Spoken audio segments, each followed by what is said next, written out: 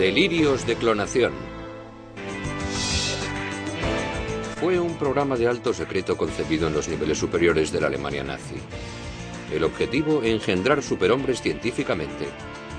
Himmler consideraba a las SS como la vanguardia de la raza suprema. Por lo tanto, quería que tuvieran el máximo número de hijos posibles. Pero después de la guerra, estos niños perfectos tendrían que enfrentarse a su pasado. Los 4 primeros años de mi vida estuve relacionada con las SS.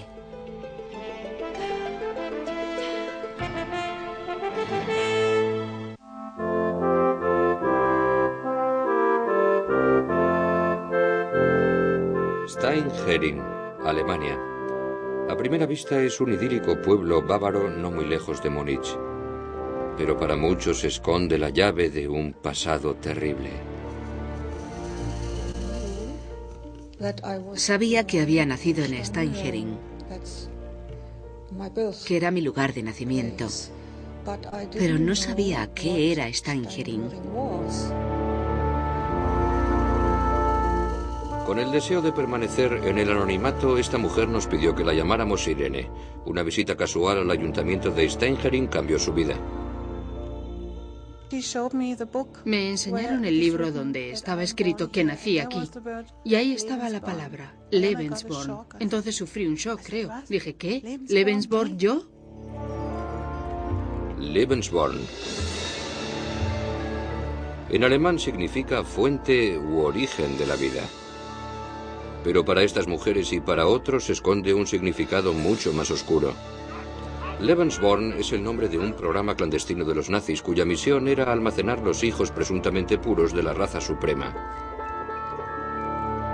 Era la creación de Heinrich Himmler, jefe de las SS, guardaespaldas y policías de élite de Hitler.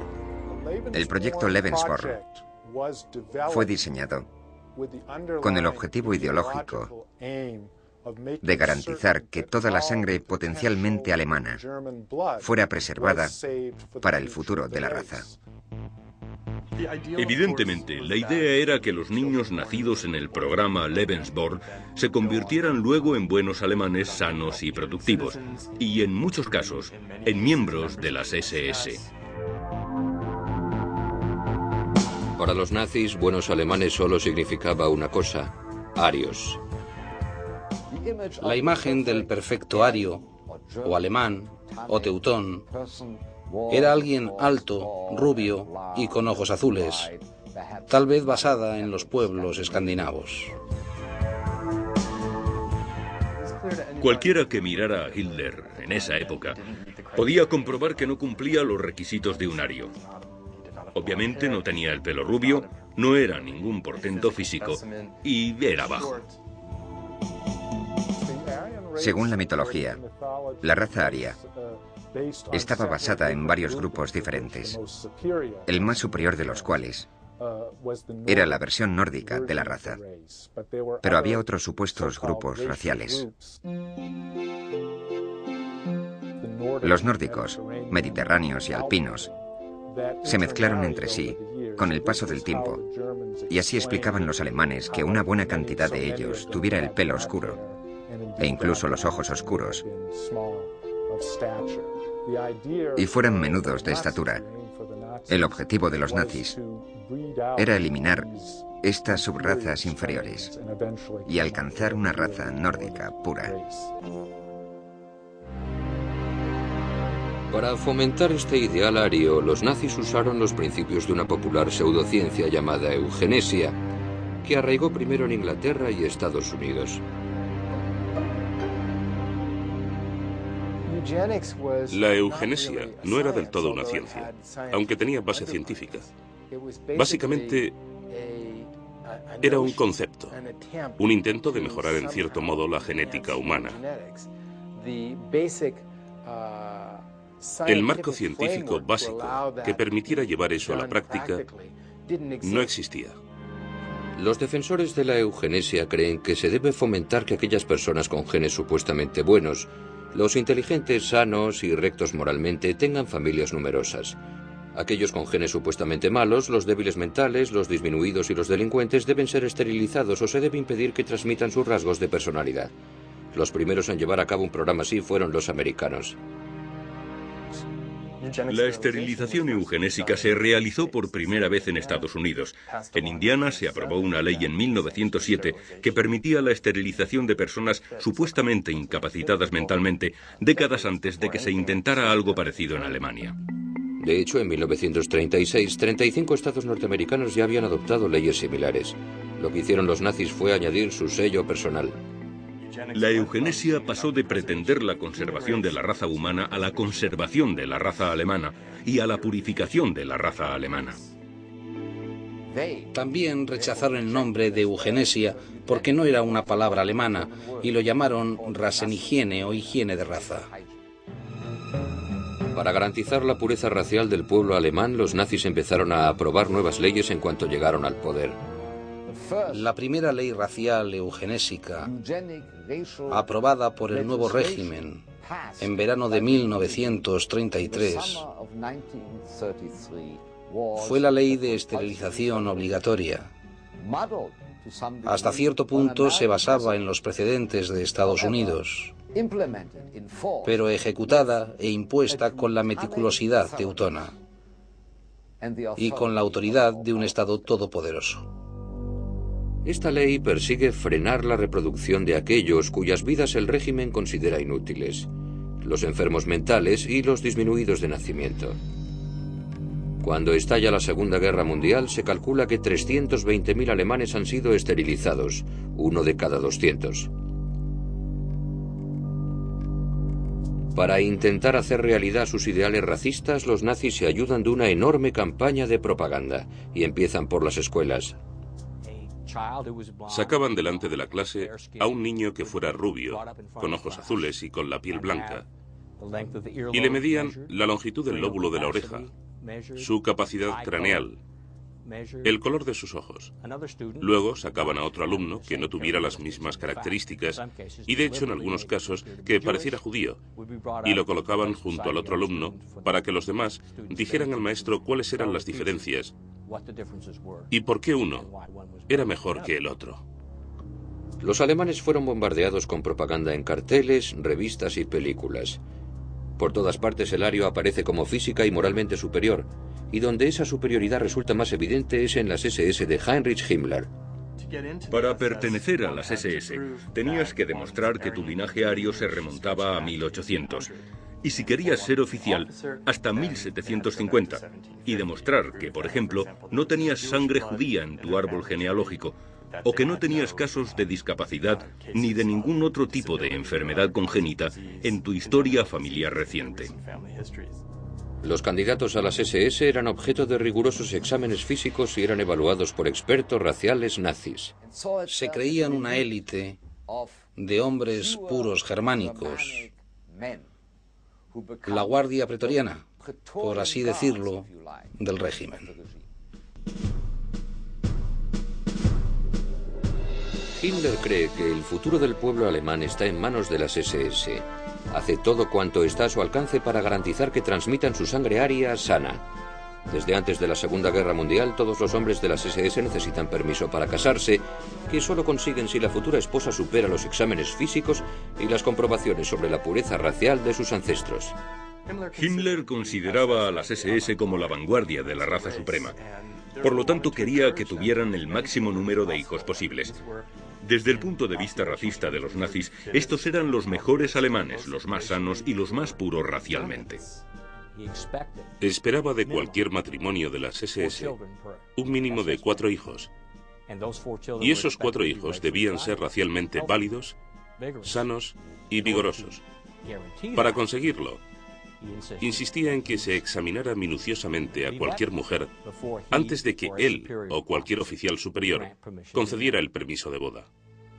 En la práctica, el estado civil no es esencial para Himmler. Lo más importante es que ambos padres sean racialmente aceptables y capaces de producir hijos sanos. Pero surge un problema.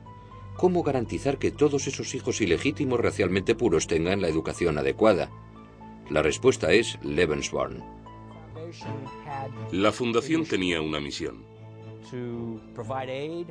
Proporcionar ayuda a las madres embarazadas, ya fuera de hijos legítimos o ilegítimos, si se podía establecer la pureza racial de ambos progenitores.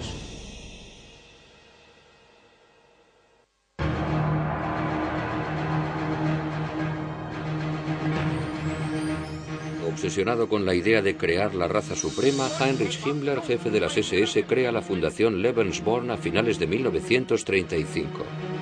Se trata de un experimento secreto de reproducción, un intento de incitar a sus hombres de las SS racialmente válidos a que se reproduzcan con mujeres arias igualmente puras. Cuantos más bebés de buena sangre nacieran para el Reich alemán, más futuros soldados tendría el Reich alemán. Y más futuros portadores de aún más futuros soldados tendría el Reich alemán. Y esto era presentado como una contribución patriótica al futuro de la raza. Uno de los objetivos principales de esta propaganda pronatal es el BDM o Bundes Deutsches Mädel, la Liga de Jóvenes Alemanas. Las mujeres que habían pasado por el BDM y por las organizaciones juveniles nazis eran en diversos sentidos candidatas ideales para Lebensborn. Por un lado eran jóvenes que habían sido aprobadas como arias, sanas y racialmente aceptables. Por otro lado, habían sido adoctrinadas durante años. Supuestamente, sabían que debían seleccionar a una pareja racialmente válida y que su obligación era producir el mayor número posible de hijos para la madre patria. Y es que en el mundo de la reproducción selectiva, cada bebé racialmente puro cuenta. Lebensborn estaba estrechamente ligado a los intentos de impedir abortar a las mujeres alemanas, y una vez más, solo a las que eran arias. A las SS no les importaba qué hacían las mujeres judías con sus bebés, les daba igual si abortaban o no. Pero el hecho de que las mujeres arias interrumpieran sus embarazos era una catástrofe para Himmler y las SS. Las residencias Lebensborn eran presentadas como el lugar ideal para tener un hijo. Tal y como afirma Himmler en un discurso en 1939, allí podían pasar las semanas anteriores al nacimiento de su hijo en un entorno agradable mientras esperaban el gran acontecimiento. Sin duda, las futuras madres recibían muchas ventajas yendo a una residencia Lebensborn. Recibían atención pre- y postnatal. También tenían la ventaja de la intimidad respecto de la sociedad exterior. Una vez que entraban, no tenían que sufrir las miradas de sus vecinos, amigos y transeúntes, que sabían que estaban embarazadas sin estar casadas. Las residencias Lebensborn, hay 10 en Alemania al final de la guerra, son un secreto a voces entre las altas esferas nazis. Se abren a las viudas de los hombres de las SS y a cualquier otra mujer aria embarazada que sepa de su existencia, si es que cumplen los estrictos requisitos de entrada. Para entrar en una residencia de maternidad, una mujer embarazada debía hacer varias cosas. Primero, someterse a un examen físico, someterse a una comprobación de sus antepasados, la misma a la que se sometían las futuras esposas de los miembros de las SS. Pero también tenían que nombrar al padre, y si el padre no era de las SS, y por lo tanto no se había examinado ya su pureza racial, debían encontrar documentación, pruebas de la pureza racial de su pareja, lo que no siempre era sencillo. Más de la mitad de las mujeres embarazadas que solicitan su admisión son rechazadas. De las que consiguen entrar, la mayoría son madres solteras. Se cree que al final de la guerra el número de nacimientos ilegítimos en las residencias Lebensborn alcanza el 90%. El programa se mantiene en secreto al público por esta misma razón. Himmler y Hitler llegaron a debatir sobre la confidencialidad del Lebensborn, y su idea era que algún día, cuando terminara la guerra, podrían contar a Alemania lo que estaba ocurriendo y explicar al pueblo lo que había pasado en las residencias Lebensborn. Pero la razón para mantenerlo en secreto era que la ilegitimidad seguía portando un gran estigma. Himmler utiliza su puesto de jefe de la policía alemana para proteger a las que participan en el programa. Como la policía responsable de registrar a los recién nacidos, es fácil falsificar los certificados de nacimiento. Las identidades de los padres de las SS y a veces incluso de las madres se suelen omitir en el documento. También se ocultan los lugares de nacimiento. Años más tarde, cuando los niños de Lebensborn empiezan a rastrear su pasado, estos registros incompletos serán su gran obstáculo. Todos los hijos, legítimos o no, nacidos dentro de Lebensborn son técnicamente propiedad de las SS. Incluso hay una solemne ceremonia bautismal que consagra a los niños al servicio de las SS y del Reich. Aunque la mayoría de las mujeres casadas se llevan a sus casas a sus hijos, muchas solteras eligen dejar a los suyos al cuidado de las residencias Lebensborn. La mayoría de los niños nacidos en las residencias no acababan viviendo con sus padres naturales, ni con uno ni con otro. La mayoría de ellos acababa en familias de acogida, y algunos de ellos eran adoptados más tarde. Evidentemente, los hombres de las SS y sus mujeres eran las perfectas familias de acogida, ya que ambos eran racialmente puros y físicamente sanos, y eran los que menos dudas ofrecían de ser buenos nazis, de proporcionarles una especie de, si así se puede decir, buena educación nazi. Una educación totalmente de acuerdo con los valores defendidos por los nazis. Himmler, a pesar de su papel como jefe de las SS, siempre encuentra tiempo para interesarse personalmente por el día a día de las residencias Lebensborn. Hay pruebas de que visitaba frecuentemente las residencias Lebensborn, de que pedía informes sobre el número de bebés que nacían y las condiciones de las residencias. Los niños nacidos el día de su cumpleaños, el 7 de octubre, recibían regalos especiales del Reichsur.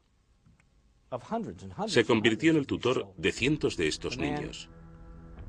Le encantaban los niños, y él mismo produjo 2 hijos legítimos para, supongo, servir de ejemplo a sus hombres. Los niños que viven en las residencias Lebensborn pasan sus días realizando actividades al aire libre entre canciones y juegos aprobados por los nazis. Se les enseña a ser agresivos, activos, a ser líderes. Son el ojito derecho de Himmler. Este hombre creía en el Reich de 1000 años y creía que se tardaría unos 1000 años en reponer la sangre alemana. Por eso, estos bebés, estos niños de las residencias de maternidad de las SS, eran el futuro.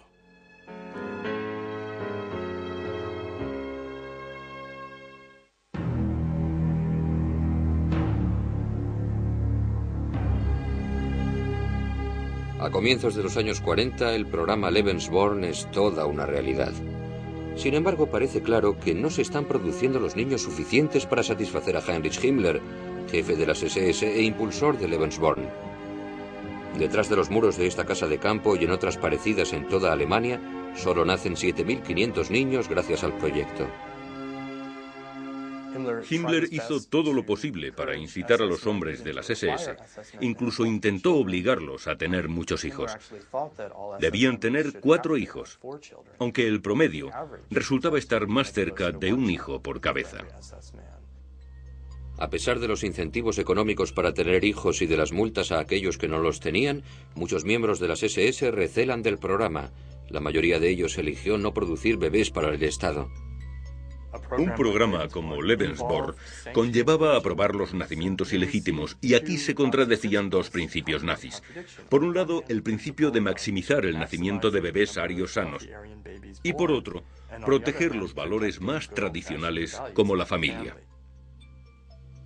Los nazis saben muy bien que la opinión pública no aceptaría el programa Lebensborn y deciden mantenerlo en secreto, pero empieza a correr el rumor.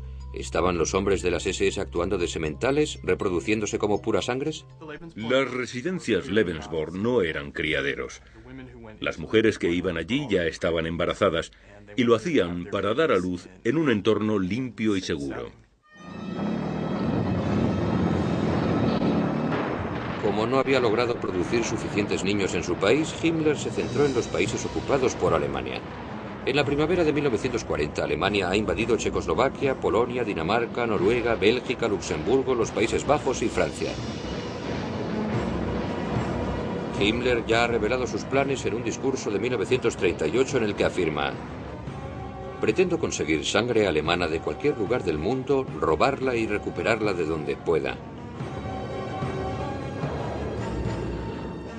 Aunque los nazis intentan crear residencias Lebensborn en muchos de los países ocupados, encuentran mucha resistencia. En Francia, por ejemplo, las mujeres embarazadas de alemanes descubrieron que si iban a estas residencias podían salir de allí sin sus hijos, así que se resistieron todo lo que pudieron. De hecho, muchas consiguieron eludir a las autoridades del programa Lebensborn. Pero en marcado contraste con los demás países ocupados está Noruega. El gobierno del primer ministro Vidkun Quisling colabora con los nazis que crean en el país 9 residencias Lebensborn, solo una menos que en la propia Alemania. Himmler está muy satisfecho ya que las mujeres escandinavas tienen el pelo rubio y los ojos azules, que representan el ideal de rama nórdica de los arios. Cuando había relaciones sexuales entre alemanes y noruegas, no había mucha duda, a no ser que la Noruega tuviera antepasados judíos, de la validez racial del hijo que naciera. Thor Brandager es el producto de uno de esos romances durante la guerra. Hoy en día dirige la organización noruega Lebensborn. La noruega era vista como la perfecta mujer aria. Buena sangre, rubia. Sí, se la podía llamar un aria pura.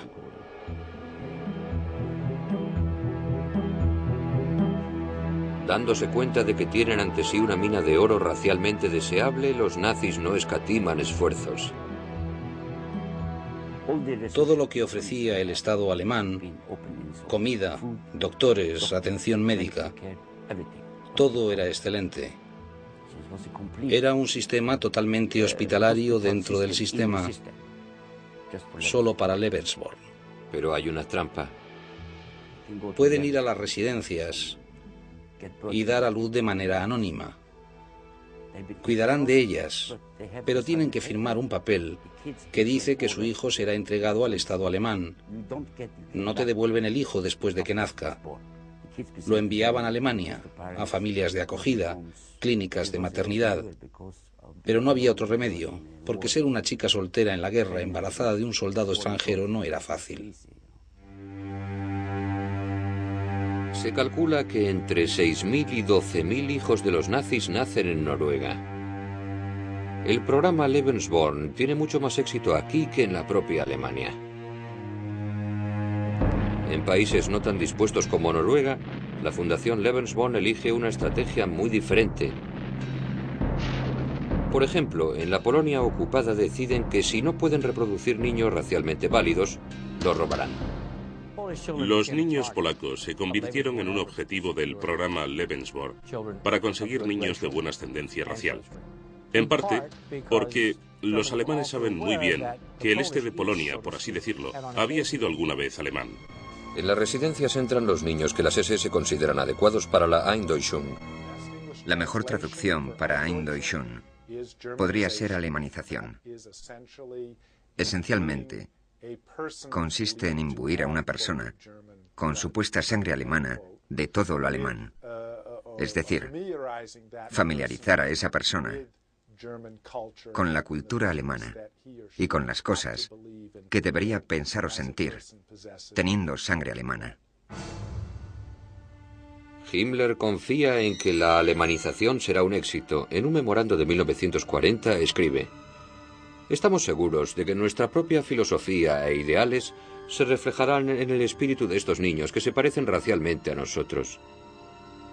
Las SS aprenden a reconocer los rasgos de los niños con sangre aria y siempre están alerta para no dejar pasar ninguno de estos posibles alemanes. En su función de ocupación y policía, las SS podían entrar en las casas, en las escuelas, en los hospitales y así determinar si allí había algunos niños que parecían alemanes, muy arios, e identificarlos como tales. Se calcula que las SS secuestraron a 200.000 niños polacos. Determinaban su pureza racial y les hacían exámenes psicológicos en la Oficina de Razas y Reasentamiento, o Russia, en Lodz. Los niños entre 6 y 12 años son enviados a internados alemanes y a campos de adoctrinamiento similares a los campamentos de las juventudes hitlerianas. Los niños menores de 6 años son enviados a residencias Lebensborn. Obligaban a estos niños a olvidar que eran polacos si eso era posible. Les obligaban a hablar solo alemán, les obligaban a ajustarse a la cultura alemana, a la educación alemana, lo más rigurosamente posible. Y no les hablaban de sus propios orígenes. Al igual que con los niños alemanes en las residencias Lebensborn, las SS falsifican documentos cruciales para los recién llegados. Les cambiaban el nombre y sobre todo el apellido, sino ambos. Y en muchos casos, el certificado de nacimiento no reflejaba necesariamente la fecha correcta de nacimiento. Con las pruebas de sus antiguas vidas polacas totalmente eliminadas, los niños son adoptados o colocados en familias de acogida. En muchos casos, los padres alemanes tampoco saben de los orígenes polacos del niño. En un discurso de 1943, Himmler justifica la alemanización de los niños polacos. Creo que es nuestro deber traer a estos niños, aunque tengamos que robarlos o secuestrarlos. O recuperamos esta sangre superior y la usamos, o la tendremos que destruir.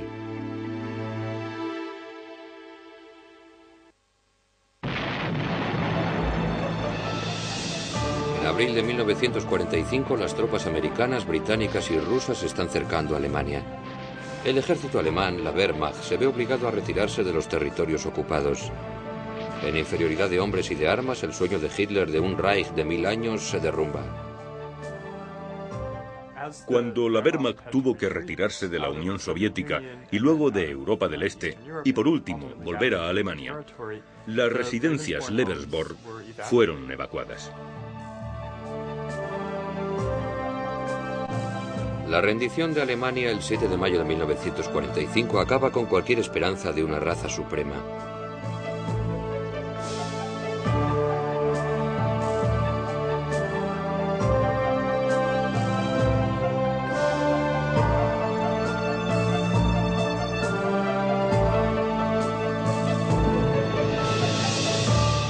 El líder de las SS, Heinrich Himmler, intenta huir de Alemania, pero es capturado por las tropas británicas. El 23 de mayo de 1945, estando detenido, se traga una cápsula de cianuro y se suicida.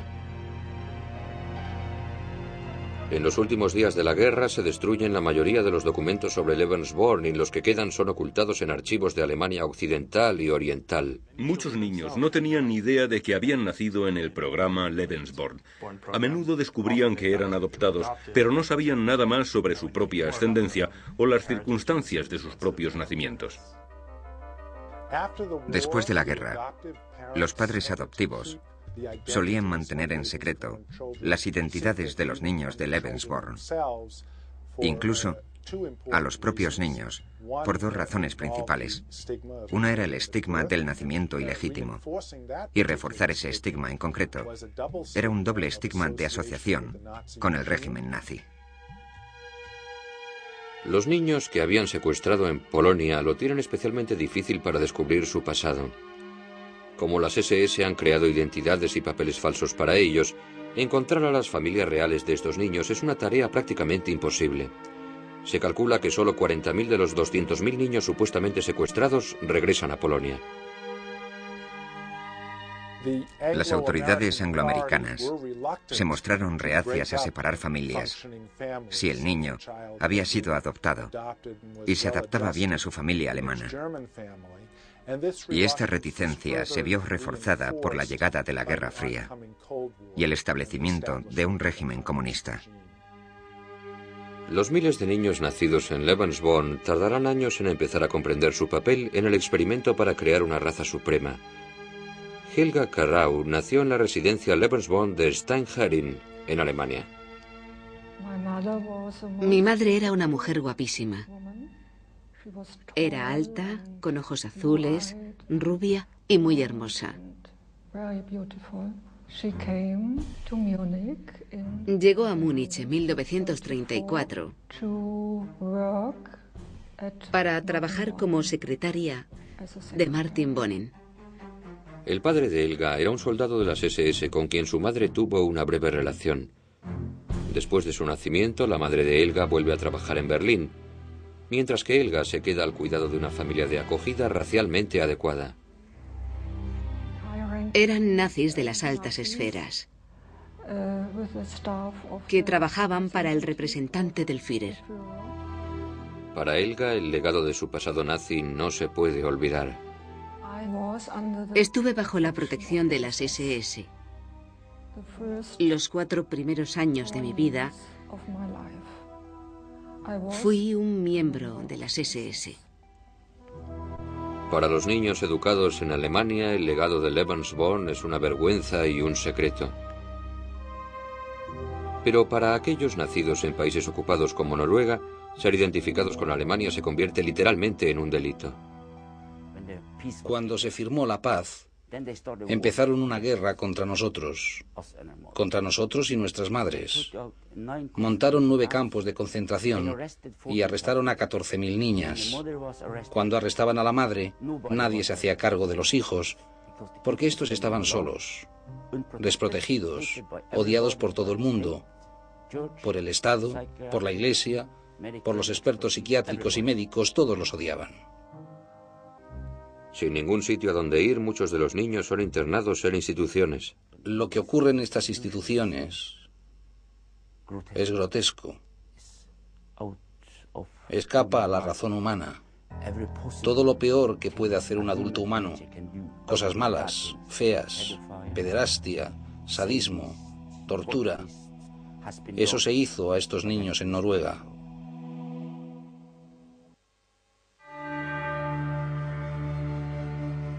Los hijos adultos del programa Lebensborn noruego siempre han sabido quiénes son.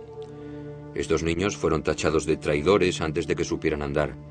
La misma sangre que tanto apreciaba Himmler los ha marcado, y desde entonces han sufrido desprecios, abusos y daños irreparables.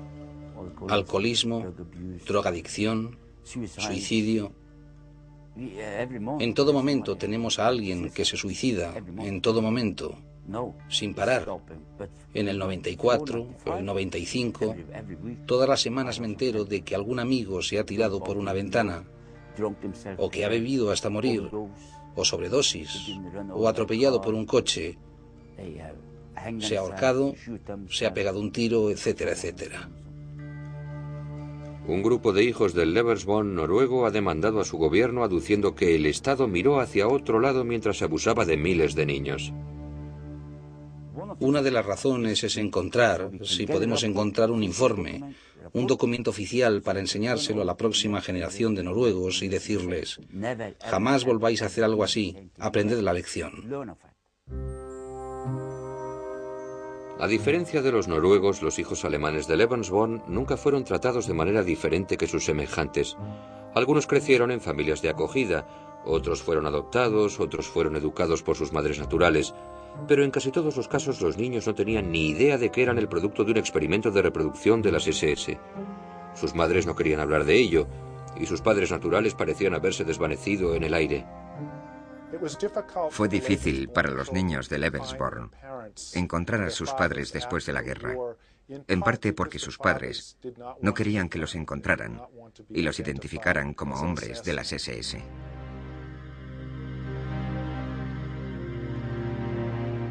El Tribunal Internacional de Nuremberg declaró a las SS como una organización criminal y sus miembros podrían ser juzgados por su pertenencia a las SS.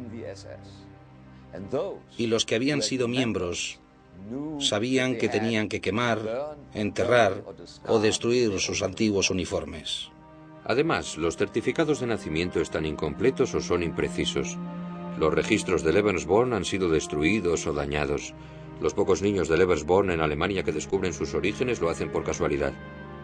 Irene, tal y como quiere que la llamemos, descubrió que era una niña de Lebensborn en una visita fortuita a Steinherin. Su padre era uno de los pocos que no intentó ocultar su identidad. El año pasado, cuando vine por primera vez a Steinherin, vi por primera vez en mi vida el documento donde admitía su paternidad. Y después, con este documento, Pude ir al Centro de Documentación de Berlín y buscar su archivo, que encontré. Tenía unas 100 páginas y así sé un poco más sobre mi padre, pero el archivo termina en diciembre del 44. Desde entonces, no sé qué ha sido de él. Con 42 años, Irene descubrió también la identidad de su madre natural, que vive en Leipzig, en la antigua Alemania Oriental. Aunque hablan a menudo, muchas de las preguntas de Irene siguen sin respuesta. Y ella no tenía ni idea de Lebensborn. Le pregunté, la vi hace 3 semanas y le enseñé el documento y le dije, ¿ves? Esa es tu firma. Y ahí pone Lebensborn. Y ella respondió que no sabía lo que era. No me lo creo. Creo que, en cierto modo, ella no quiere verse manchada por esta palabra. Lebensborn. A diferencia de Irene, aún hay muchos alemanes que no saben que pueden haber participado en el proyecto Lebensborn. Y aunque hace poco los registros salieron a la luz, muchos ni siquiera saben que deberían buscarlos. Para descubrir sus orígenes, los niños de Lebensborn, que no sabían que lo fueron, necesitaban algún indicio de que no eran quienes creían ser. Y ese impulso llegó con la caída del muro.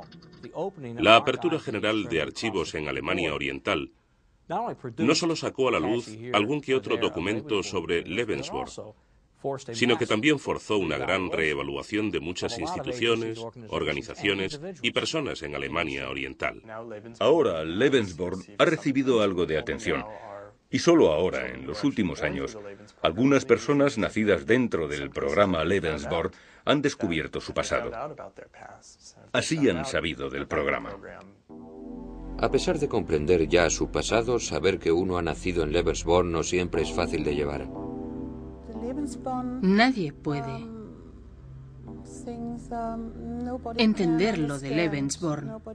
Nadie sabe exactamente qué ocurrió bajo la palabra Lebensborn.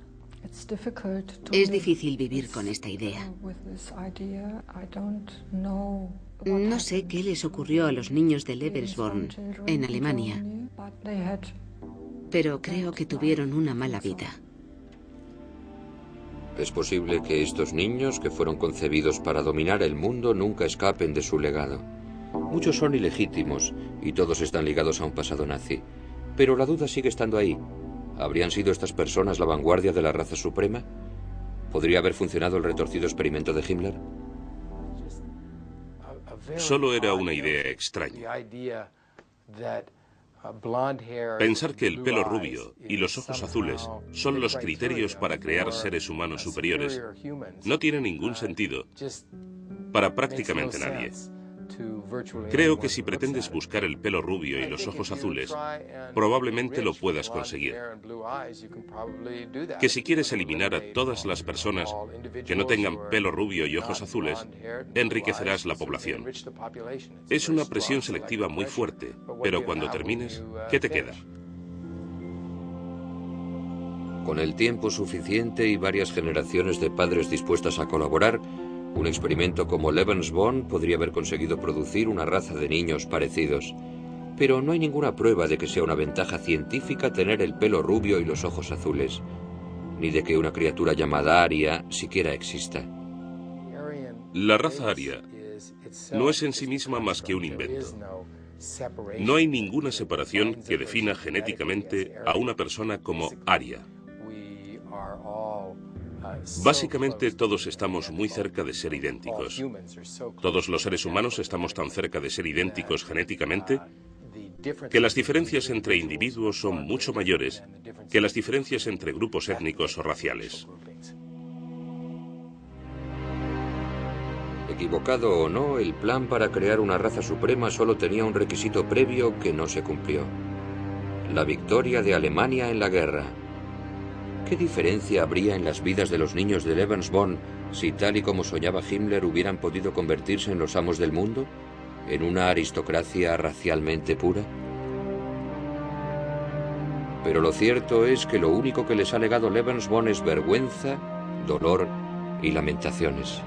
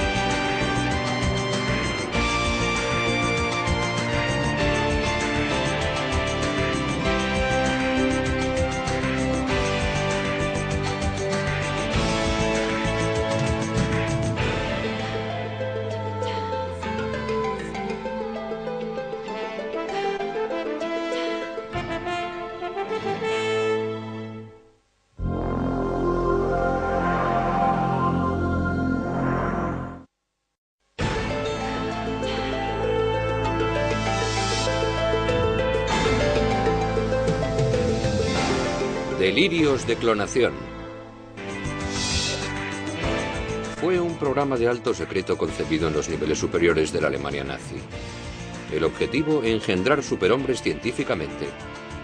Himmler consideraba a las SS como la vanguardia de la raza suprema. Por lo tanto, quería que tuvieran el máximo número de hijos posibles. Pero después de la guerra, estos niños perfectos tendrían que enfrentarse a su pasado. Los 4 primeros años de mi vida estuve relacionada con las SS.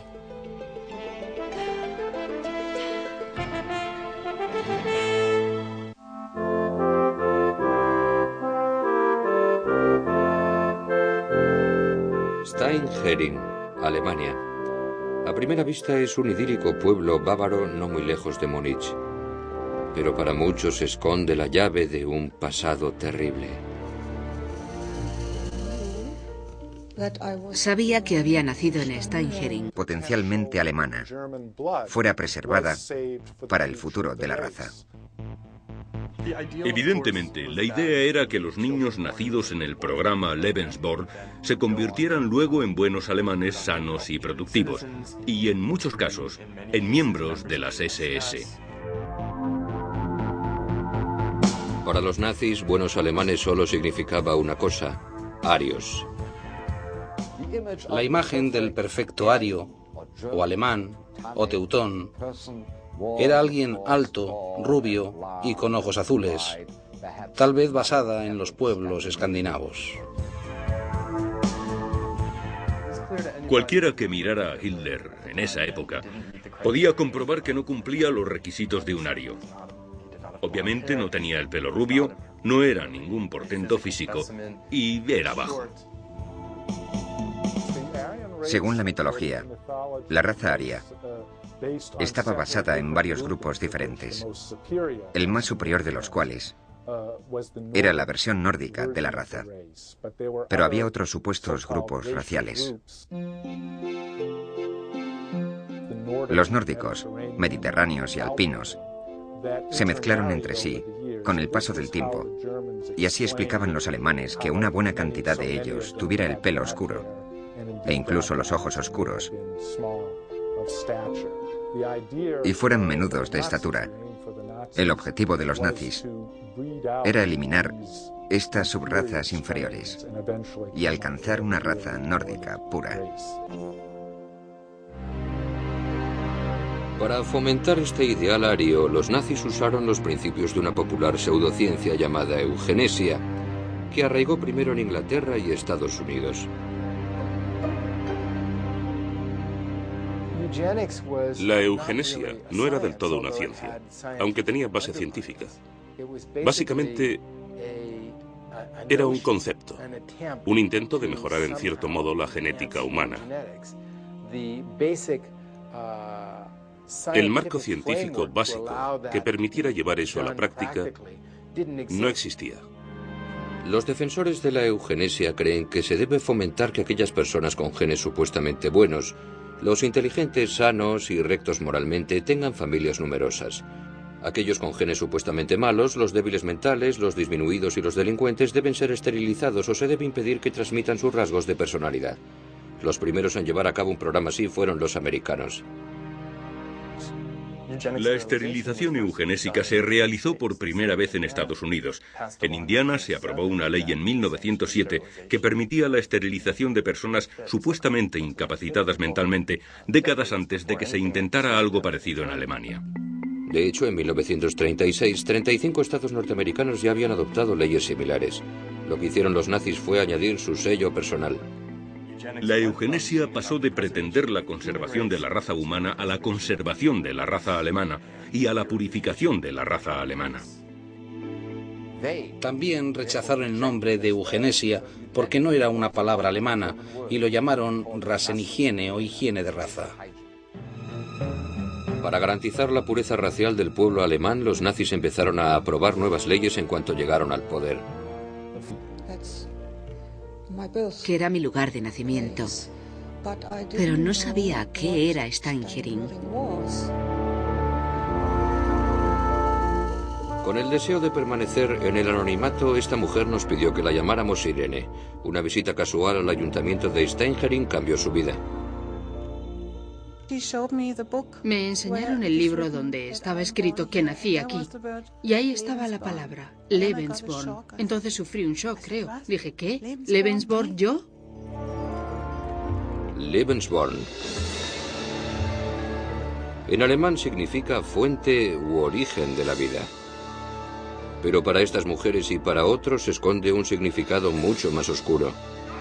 Lebensborn es el nombre de un programa clandestino de los nazis cuya misión era almacenar los hijos presuntamente puros de la raza suprema. Era la creación de Heinrich Himmler, jefe de las SS, guardaespaldas y policías de élite de Hitler. El proyecto Lebensborn fue diseñado con el objetivo ideológico de garantizar que toda la sangre